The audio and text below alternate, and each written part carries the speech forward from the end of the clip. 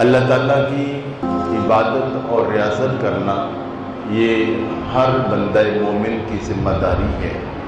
ہماری تخلیق کا بنیادی مقصد، ہمارا دنیا میں آنے کا بنیادی مقصد جو ہے وہ اللہ کی بندگی ہے۔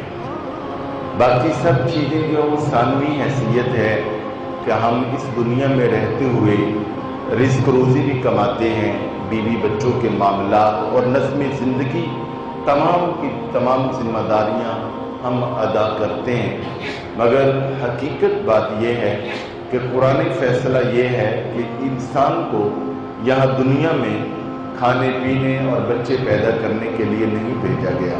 وہ تو ایک ضروریات زندگی ہے، اصل جو اس کا مقصد ہے وہ ہے اللہ کی بندگی، اللہ کے احکام کے مطابق زندگی گزارنا۔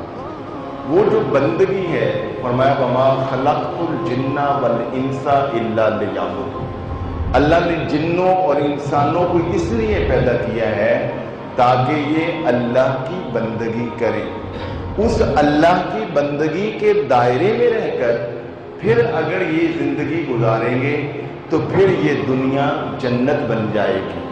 تو اللہ تعالیٰ کی بندگی میں جو چیزیں ہمارے ذمے ہیں وہ عبادات کچھ ایسی ہیں جو کہ فرض ہے، اور عبادات کا ایک حصہ جو ہے وہ نفل کا درجہ رکھتا ہے۔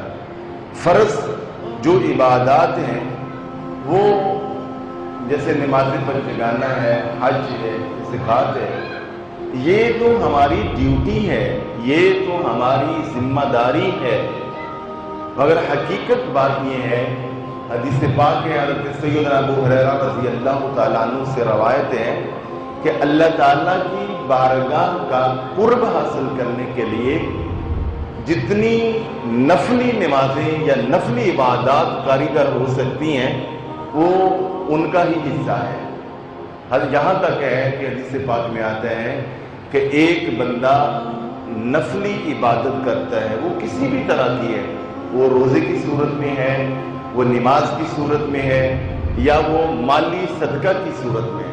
ہاں، ایک آدمی نوافل میں کثرت کرتا ہے حتیٰ کہ وہ بندہ اللہ کا محبوب ولی بن جاتا ہے، ولایت کے درجے پر فائز ہو جاتا ہے۔ تو یہ جو قربت کی منازل ہیں یہ نفلی نماز یا نفلی عبادات کے ساتھ بندے کو نصیب ہوتی ہیں۔